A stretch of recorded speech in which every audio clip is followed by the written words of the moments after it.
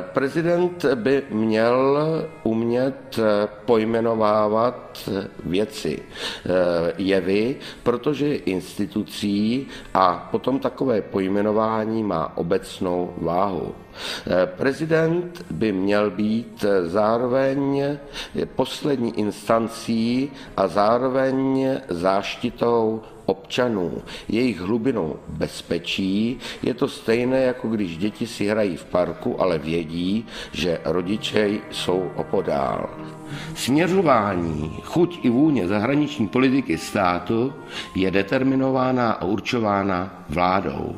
Co se prezidenta týče, měl by být jejím morálním zastřešením a zároveň by měl usilovat o to, aby Česká republika, která je součástí takových uskupení, jako je Severoatlantická aliance nebo Evropské společenství, působila co nejdůstojněji a nejsebevědoměji.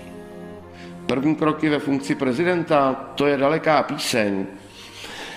Nejdřív je třeba získat potřebný počet podpisů potenciálních podporovatelů, pak teprve se stávám kandidátem.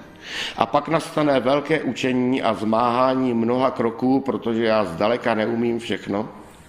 A kdyby to náhodou vyšlo, tak pak by nastaly teprve ty první kroky prezidentské. Ale to je věc daleké budoucnosti a já vůči budoucnosti mám velkou pokoru. Já doufám, že důvěru, kterou ve mně kladete, nezklamu. Děkuji.